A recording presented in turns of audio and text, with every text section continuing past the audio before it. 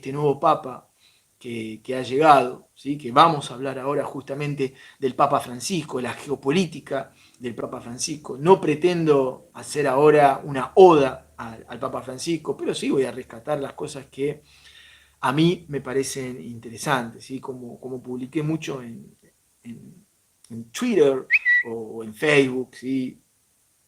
Hace poco puse un posteo en que siempre pensé que el Papa Francisco, para muchos analistas, entre los cuales me incluyo, es un error en la Matrix del Vaticano. Es un error. No se sabe cómo se les escapó la tortuga a los del Vaticano, ¿ok? Y fue un error en la Matrix, pero fue un error bien encubierto, porque fíjense que mismo para los argentinos, ¿sí? Que conocíamos al Papa Francisco, ¿sí? Cuando se nombraba cuando era obispo de Buenos Aires, como Bergoglio, ¿sí? Nadie hubiese arriesgado que iba a representar, cuando fue elegido en 2013, la ruptura o el intento, porque por ahora queda en un intento de transformación de lo que vendría a continuación. ¿Sí? Bueno, si vamos a hablar del Papa Francisco o de Jorge Mario Bergoglio, bueno, hay que decir que es el primer papa, el primer sucesor de San Pedro, porque recuerden que cada papa es el sucesor del apóstol Pedro, discípulo de Jesús. ¿Quién se dice que Jesús le transmitió la continuación del cristianismo a San Pedro?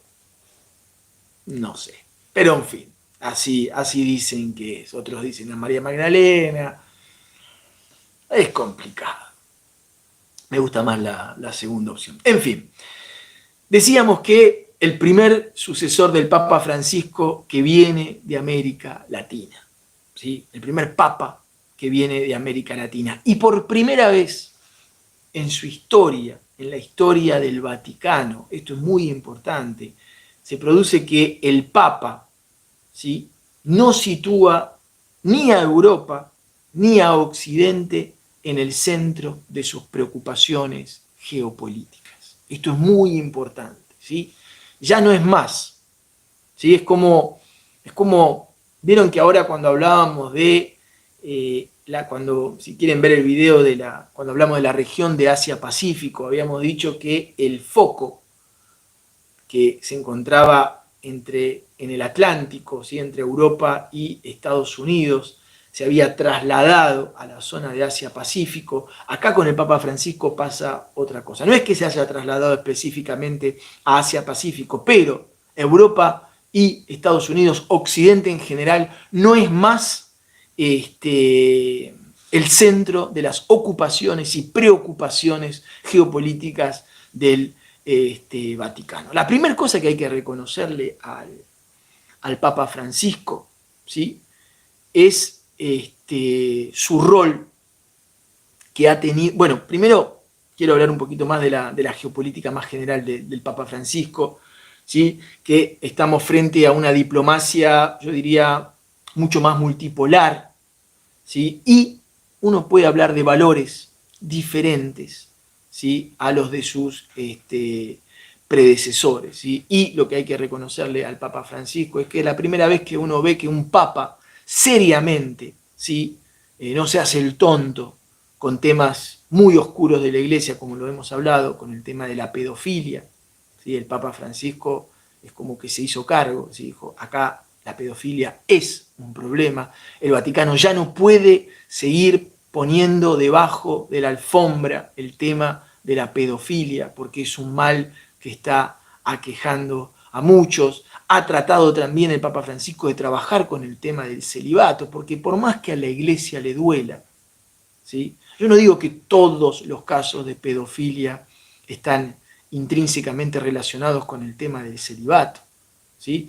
Pero el tema del celibato, ¿sí? Que es una pulsión natural, no es para cualquier persona estar años sin mover esa energía sexual que hay dentro, y además la Iglesia no da sugerencias de respiraciones tántricas para tratar de sublimar la energía sexual. Bueno, no voy a entrar en temas de metafísica, pero sí, es indiscutible, al menos desde mi opinión, que el tema del celibato, además recuerden que el celibato, ¿sí?, no es que siempre la Iglesia apoyó el tema del celibato. De memoria estoy hablando, después si alguno me quiere corregir, me parece que el celibato empieza a ser algo imprescindible para ser sacerdote recién en el siglo XI o XII. ¿Y por qué se produce el tema del celibato? Es una decisión política, lo del celibato, no es una decisión espiritual, ¿sí? Pero una de las decisiones políticas que hubo, ¿sí?, es porque antes de esto, generalmente los curas sí tenían derecho a tener familia. El problema que tenían es que los curas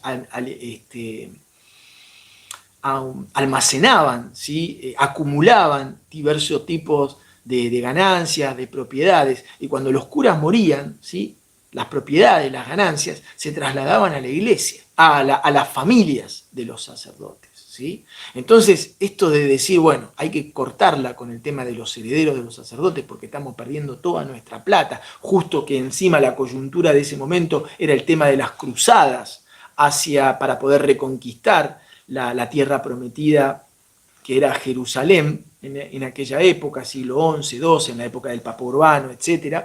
¿Sí? Entonces, la iglesia necesitaba, era el momento en donde la iglesia financiaba muchos de esos viajes y necesitaba conseguir plata. Entonces, el tema del celibato y de decir, bueno, a partir de ahora, ¿sí?, todo aquel que quiere ingresar como sacerdote tiene que ser célibe, no tiene que tener familia, nosotros no queremos tener que después dejarle nada a nadie en herencia, etc. No creo que esa fue la causa principal, porque es cierto que antes de eso ya había muchos textos que sugerían, ¿sí?, el tema del celibato en los sacerdotes como un acercamiento a Dios. Pero como te repito, ¿sí?, si estudias de metafísica, si te interesa todo el tema de los gnósticos y todo el tema de la energía sexual y qué pasa para los célibes, y toda esa energía es muy difícil de contener, ¿sí? No es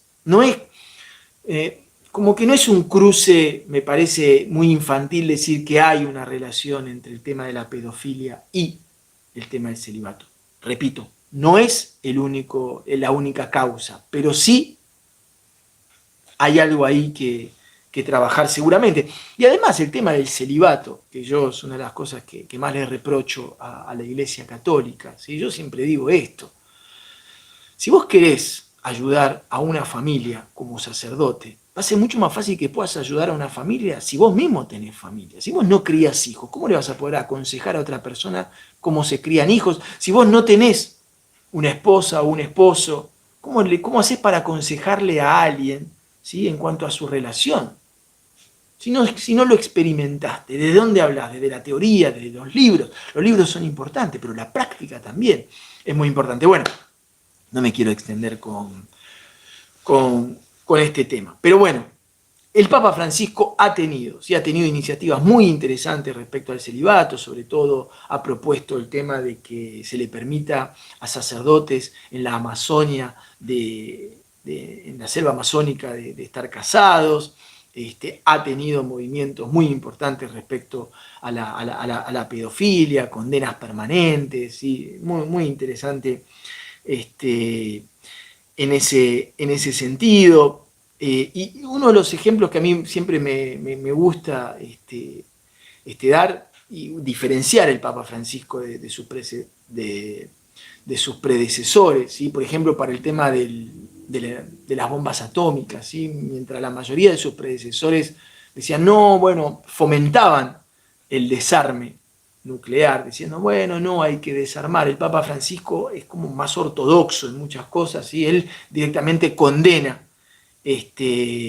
la bomba atómica, un papa que no se limita solamente a apoyar el tema de los migrantes, sino que condena los sistemas económicos nocivos que empuja a los migrantes a desarraigarse. Hay una frase que me gustó muchísimo del Papa Francisco que habla de la globalización de la indiferencia como uno de los grandes males de este siglo. Esta cosa de que lo que le pasa al prójimo, hay como un estado de indiferencia, de frialdad respecto a lo que le pasa al prójimo, que es una gran pandemia también que estamos viviendo. Un papa que nunca ha dejado tampoco de denunciar la dictadura del dinero, el culto a los falsos ídolos, ¿sí? Ha denunciado también dentro de su propia iglesia como muchos